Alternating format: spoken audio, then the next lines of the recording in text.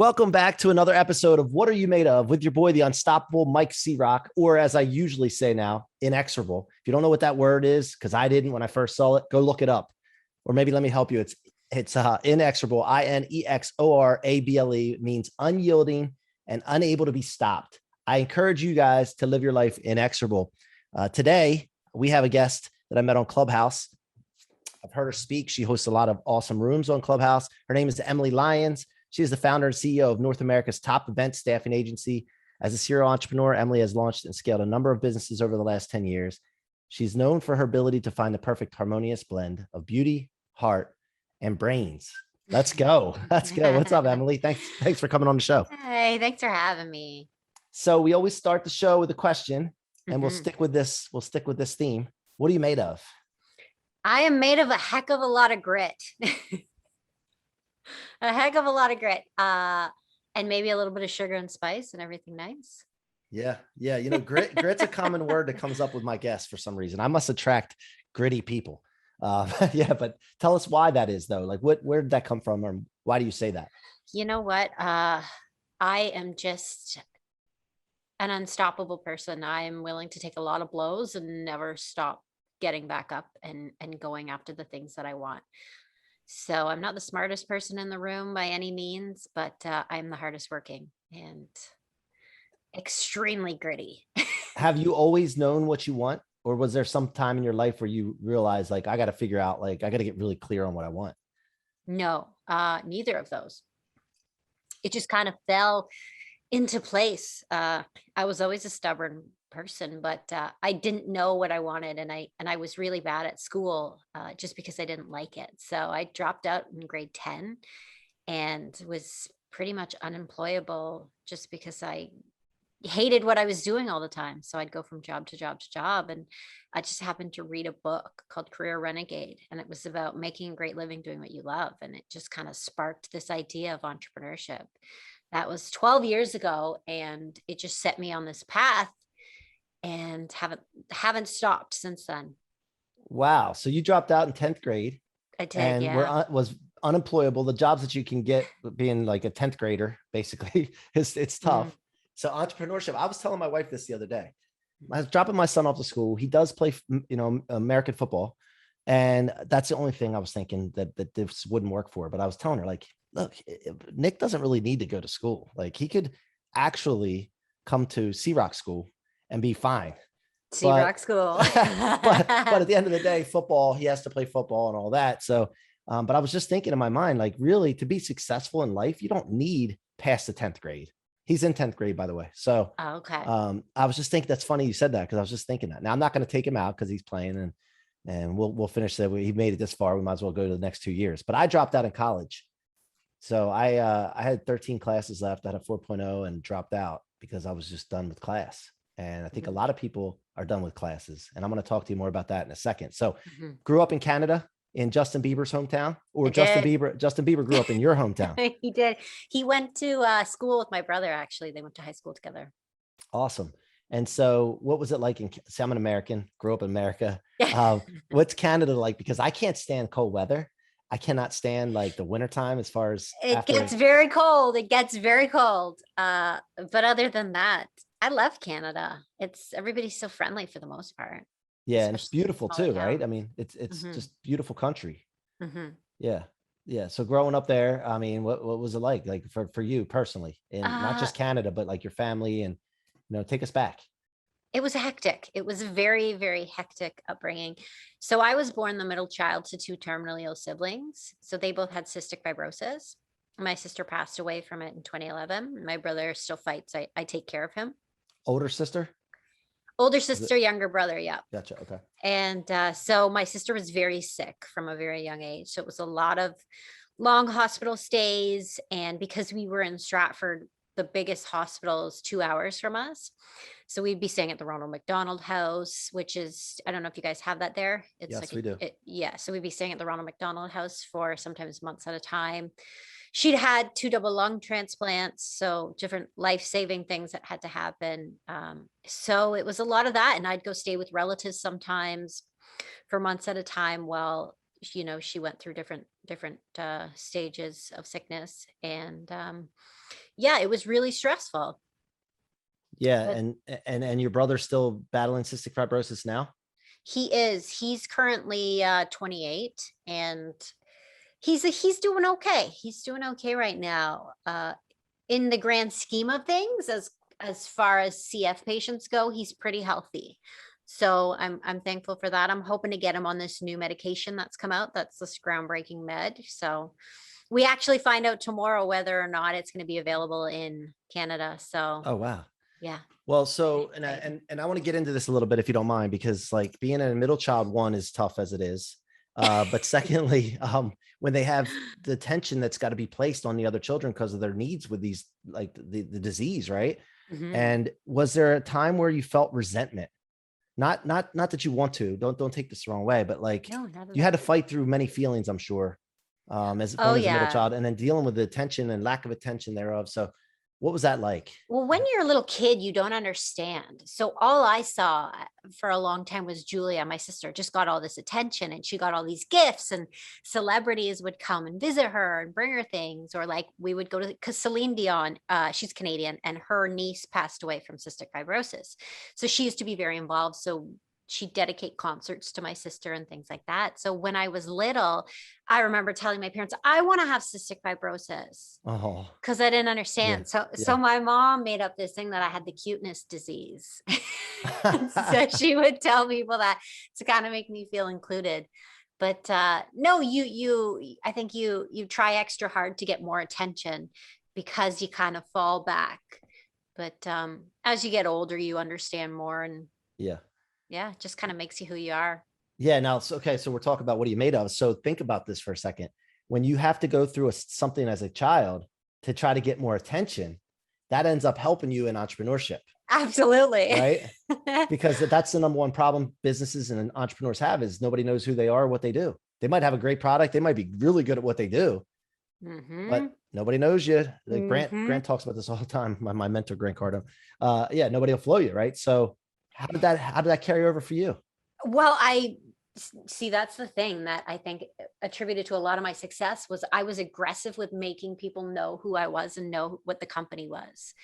So every avenue that I could take, and because I didn't have any money, I was utilizing everything that was free for the most part, like social media and free email marketing blasts, and it worked. And then I was able to leverage that to get other clients, and then to expand cities, and then eventually countries and services, and then continents. And And what's the name of the company?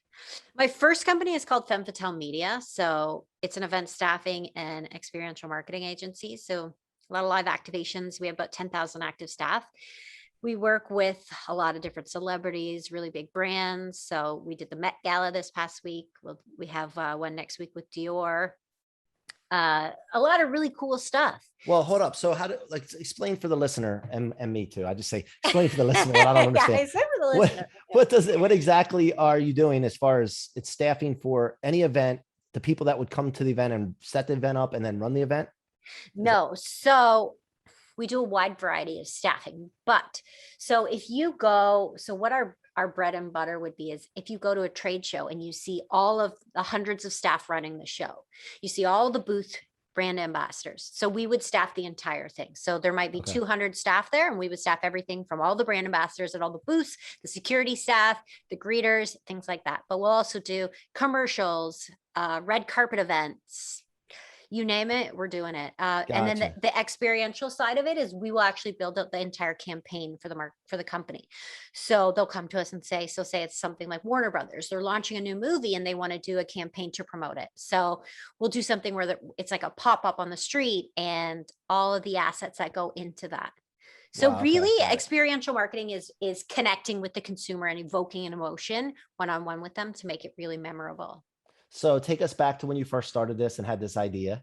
And the fact of like you don't just jump into what you're doing now and being able to do it like that. So one, you had to have the idea, you had to start small and execute on it. Mhm, Did you just mhm. start with small events, local events, and then Oh, build yeah, from yeah, there? Or yeah. how did So it work? my sister actually sent me a book, Career Renegade: How to Make a Great Living Doing What You Love. And that's what gave me the idea. And at the time I was like, well, what do I love? And I had one part-time job, and it was the only job I'd ever liked, really. And it was working as a brand ambassador. I was like a promotional model at this bar downtown. And I just got paid to go to events and mingle with people. And, being like 20 years old at the time, I was like, this is incredible. Who pays people Yeah. to just, like, I would have dinner and drinks and just talk to people. Yeah. Yeah. And so I was like, this is incredible. I want to make a business out of this. I'll provide those people, because I already knew a handful of other ladies that I had met at the event. So I went to somebody that I knew and I was like, hey, this is what I want to do. He actually owned the venue where I was working, and he told me, don't do it. It'll never go anywhere. There's too much competition out there. And of course I had already had the idea, so there was no way that I wasn't going to do it. So I MacGyvered my way to this rickety little company. I made a little logo. I made a Facebook page and expected sales to roll in, and nothing happened. So it's like, okay, what do I do now? And I remember Googling, what is marketing? I had no idea even what marketing was. I bought the book, Small Business for Dummies, and just kind of, I think I read like the first few chapters and stopped. But I just kind of figured it out. So I just kept, like I said, putting our names out there. And eventually we got our first booking. And so when we got that booking, I worked it myself with the other staff. And I networked with everybody that was there. So every single person that was there, I gave my incredibly awful business card to, that you would look at it and you would cringe if you saw it. Yeah. Yeah. But I made connections and it worked. And we got 2 more bookings right on the spot. And so I was able to leverage that now, because it was at a nightclub. And that's where we started. So we started in nightlife. And so I was able to leverage that to then go to their competitors and say, this is who we're working with. But then I sat back and I thought, okay, so this person had said to me, don't do this because there's a lot of other agencies out there, so you're never going to succeed. So I thought, how can we differentiate ourselves from these other agencies? And so that led me to think, okay, well, these agencies, what do they have going for them? They've been working with these people for a really long time. They know who they are. So they've got these long-standing relationships. Well, what don't they have? Well, they're older. I'm young. So they're in their 40s or 50s. How can I make that my positive instead of it my negative? So they weren't on social media at the time. It was new. Right. So I was like, I'm going to double down. I'm going to build a social media following. So that was what I really, really focused on for like 15 hours a day, was building a social media following. So then I took that and I went to these venues and I said, we've got this social media following now of 10,000 people. If you book us for your event, not only are you going to get incredible staff, but we're also going to promote it for you and increase your ticket sales and your exposure for any of your events coming up. We're going to share things during the event and after the event. So you're going to get all that engagement after the event.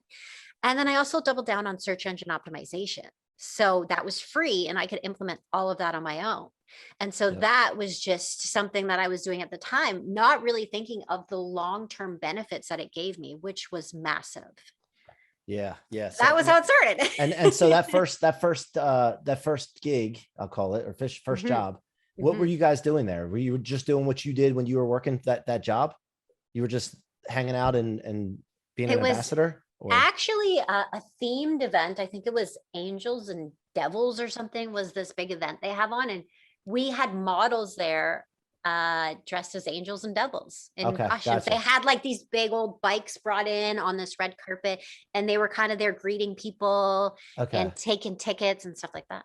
Gotcha. Okay. So that's what you do. And then from there, like, what was the first time where you got something was like a big name brand or somebody famous that hired you guys? The first big thing was a financial institution. It was a big bank. So they had come to us actually and said that, so they were getting an RFP. So they were getting proposals from everybody. And at the time I had no idea what that meant. So we were bidding on this booking that they were doing. So they invited me to their office to meet with them. And I went to it, and it was this massive, huge, crazy office downtown. And so I was so intimidated. I asked a friend, will you come with me and pretend you work for me? I'm like, you don't have to say anything. Just come, hold some files with you and just be silent. So she did. And we bid on it. We didn't hear anything from them. And then I saw castings going up from another agency for the actual booking. So they had won the booking. So I went back to the main guy and I kept hounding him. I said, I see that there's posts online trying to fulfill this booking. I already have the incredible staff for you right now. Here are their profiles, blah, blah, blah, blah, blah. Here's what we can do for you. And he's like, you know what? You seemed really young. I was surprised with how young you are. And so I wasn't going to give it to you, but you're so aggressive and I really admire that in you. I'm going to give you the booking. So that was how we actually got the first booking. And again, I worked it myself. I went there and it was actually, were collaborating with an NHL hockey team. Mm-hmm. So they had booked out the Hockey Hall of Fame for this event. So I went there and I networked with all the people from the NHL team, as well as the senior staff, and as well as all the other people from the bank. And so I got my in with all those people and it just kind of, yeah. And that's kind of just what I've done all along is just network. And yeah. Wow. So served me well. And relationship capital goes a long way, but that's where it started. I was always curious at how people get, for each individual, how they do that. Cause I know how I do it. My superpower is connecting people and I'm not shy whatsoever. So I'll talk to anybody. I'll go after, I don't care. Celebrity, It doesn't matter, and because look, we have a target, right? I think you're the same way as I am. Like we talk about stubborn and grit. We have a target and we lock in on it. And that thing's coming to us, whether they like it, whether we like it, it's coming to us, Well, I even, there was some people that would ignore me for a really long time that I knew were target clients. So I made gift baskets and I took the bus to their offices around the city and delivered gift baskets with a letter. This is who we are. This is what we can offer you. I'd love to have a meeting with you. And that got their attention. It's all about getting that attention that you talked about. Now, how did you price that first deal out? How did you know how to price it out? Terribly. Absolutely terrible. I priced it awful. It was way underpriced. Yeah. And what that has to do with your self-value at the time, right? Like you're trying to figure out your worth. Well, you know what? A lot of people deal with that. C-Roc, the first few months when I was quoting on projects, I was saying, here's our prices, if that's okay with you. Because I was so timid and scared to talk about money and to give my worth. And I was so desperate to get these bookings because I had to make ends meet. Yeah. That I would have, and I wanted just to win. So I would have, if I could have done it for free. Right. Of course. Well, that's an investment though, right? I mean, yeah. Yeah. Oh man. But what I did was I had applied to work for all the other agencies. So I knew what they were offering the event staff. And then I contacted the agencies asking them to bid on a campaign before I launched. So I knew what they were then quoting. So that gave me an idea. Gotcha. Okay. Now going forward, first of all, I know you had a commercial lately or launched just recently, Revlon one. Did. Right? Yeah. It was really so where can people see that? Revlon, they can see that on my Instagram right now, but it's going to be on all the Revlon pages and it'll be on their Amazon landing page and on their ads. And so was that like a modeling thing you did?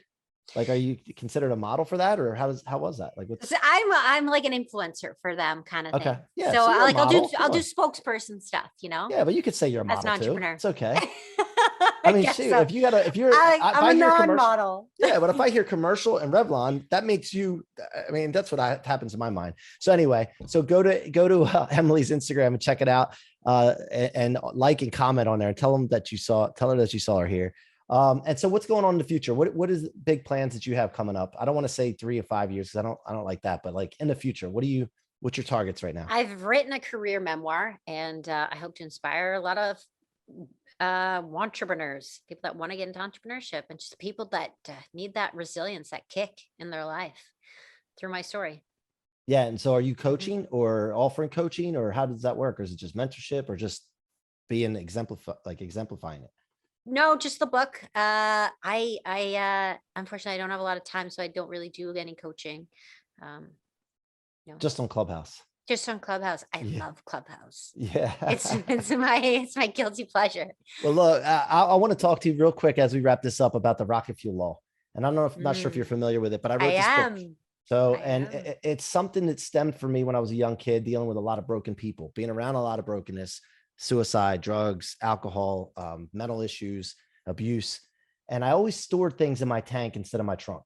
What I mean by that is when your trunk is, it weighs you down, your tank is where you can use it as fuel and you become unstoppable when you do this.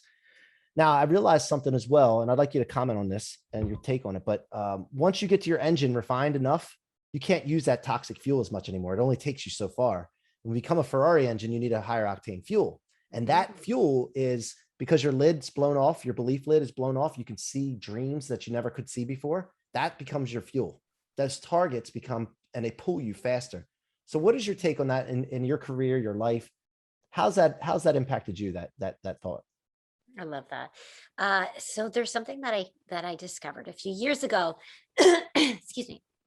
There's something that I discovered a few years ago, and it's the idea of post-traumatic growth. So it's really using those negative situations in your life, those traumatic ones that would normally really, really hold you back, to fuel you forward. And so that's what I've always focused on, after the loss of my sister, and really dealing with addiction and mental health. And I spent a month in a facility, a mental health facility, dealing with it all, because it was holding me back. And so when I came to realize that, I was able to really flip the switch of how I interpret those emotions and how I utilize them to leverage my success instead of holding me back. And so what I do with that is I always focus on my why. Why do I want to achieve these things? Why do I want to go where I want to go? And when I remember my why, my how always gets so much easier, and I get that fuel back, and that rocket fuel, and it propels me forward. So I love it, man. Hey, will you share your why with us?